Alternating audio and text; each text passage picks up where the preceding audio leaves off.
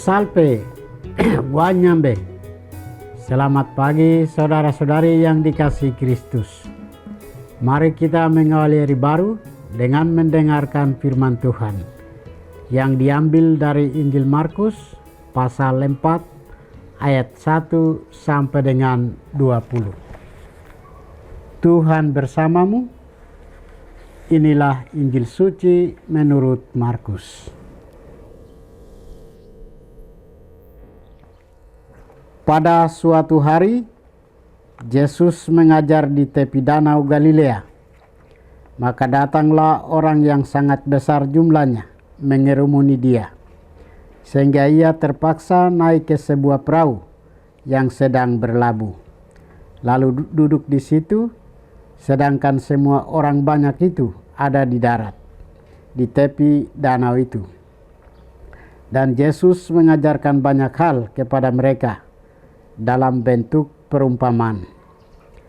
Dalam ajarannya itu, Yesus berkata kepada mereka, "Dengarlah, adalah seorang penabur keluar untuk menabur. Pada waktu ia menabur, sebagian benih itu jatuh di pinggir jalan. Lalu datanglah burung dan memakannya sampai habis. Sebagian jatuh di tanah yang berbatu-batu, yang tidak banyak tanahnya. Lalu benih itu pun segera tumbuh, karena tanahnya tipis. Tetapi sesudah matahari terbit, layulah ia dan menjadi kering karena tidak berakar. Sebagian lagi jatuh di tengah semak duri, lalu makin besarlah semak itu dan mengimpitnya sampai mati, sehingga benih itu tidak berbuah. Dan sebagian jatuh di tanah yang baik, lalu tumbuh dengan subur dan berbuah. Hasilnya ada yang 30 kali lipat, ada yang 60 kali lipat, ada yang 100 kali lipat. Dan Yesus bersabda lagi, "Siapa mempunyai telinga untuk mendengar, hendaklah ia mendengar." Ketika Yesus sendirian, pengikut-pengikutnya dan ke-12 murid menanyakan arti perumpamaan itu. Jawabnya, "Kepadamu telah diberikan rahasia kerajaan Allah, tetapi kepada orang-orang luar segala sesuatu disampaikan dalam perumpamaan, supaya sekalipun melihat, mereka tidak menanggap, sekalipun mendengar, mereka tidak mengerti, biar mereka jangan berbalik dan mendapat ampun." Lalu Yesus berkata kepada mereka, "Tidakkah kamu mengerti perumpamaan ini? Kalau demikian, bagaimana kamu dapat memahami semua perumpamaan yang lain?" Penabur itu menaburkan sabda. Orang-orang yang di pinggir jalan tempat sabda itu ditaburkan ialah mereka yang mendengarkan sabda. Lalu datanglah iblis dan mengambil sabda yang baru ditaburkan di dalam mereka. Demikian juga yang ditaburkan di tanah yang berbatu-batu ialah orang-orang yang mendengarkan sabda itu dan segera menerimanya dengan gembira. Tetapi sabda itu tidak berakar dan tahan sebentar saja. Apabila kemudian datang penindasan atau penganiayaan karena sabda itu, mereka segera murtad. Dan yang lain yang ditaburkan di tengah semak duri ialah yang mendengar sabda itu, tetapi sabda itu lalu dihimpit oleh kekhawatiran dunia, tipu daya, kekayaan, dan keinginan-keinginan akan hal yang lain, sehingga sabda itu tidak berbuah. Dan akhirnya yang ditaburkan di tanah yang baik ialah orang yang mendengar dan menyambut sabda itu, lalu berbuah. Ada yang 30 kali lipat, ada yang 60 kali lipat. dan ada yang 100 kali lipat. Demikianlah sabda Tuhan. Saudara-saudari yang dikasihi Kristus, tema kita hari ini adalah misteri benih dan tanah. Dalam bacaan Injil hari ini, Yesus mengajarkan tentang kerajaan Allah melalui perumpamaan tentang penabur benih. Penabur adalah Allah. Benih adalah firman-Nya. Dan tanah melambangkan hati manusia yang menerima firman tersebut. Benih yang sama ditaburkan tetapi menghasilkan buah yang berbeda karena kondisi tanah, yakni kesiapan hati manusia yang tidak sama. Yesus menjelaskan 4 jenis tanah.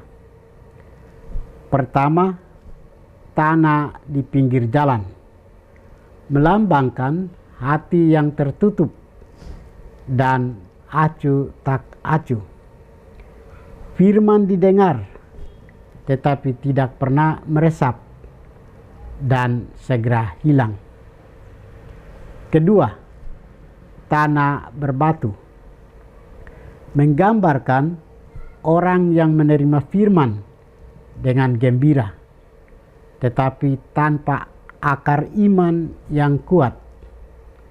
Saat kesulitan datang, iman pun layu.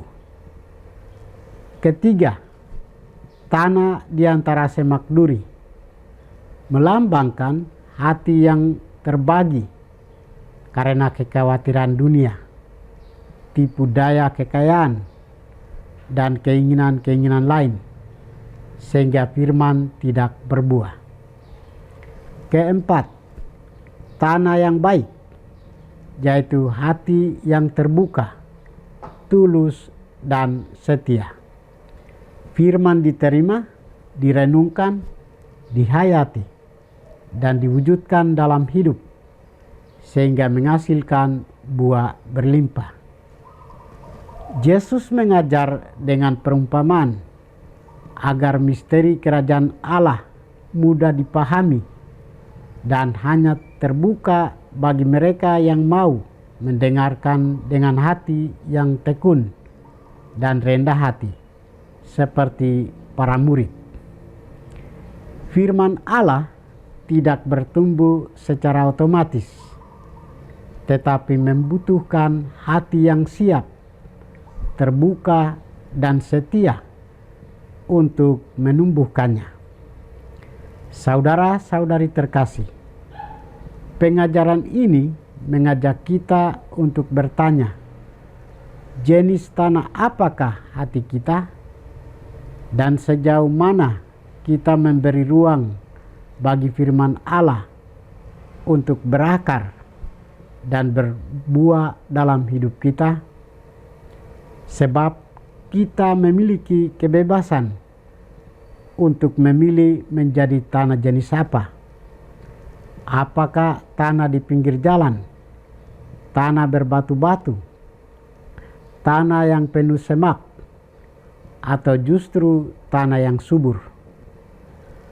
Oleh karena itu, marilah kita menyingkirkan kekerasan hati, kedangkalan, dan kekhawatiran hidup duniawi, sehingga benih firman itu dapat bertumbuh, berakar, dan menghasilkan buah bagi kemuliaan Allah. Tuhan memberkati kita. Marilah kita berdoa. Tuhan, pagi ini kami kembali naikkan puji dan syukur kepadamu. Terima kasih karena Engkau sudah menjaga kami saat kami tidur maupun bangun. Terima kasih untuk udara sejuk dan segar pagi ini.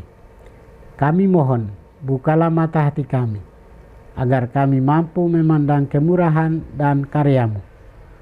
Rahmatilah kami dengan kuasa Roh-Mu, agar kami mampu untuk bertobat dan memuji serta memuliakan-Mu melalui pekerjaan dan pelayanan kami hari ini.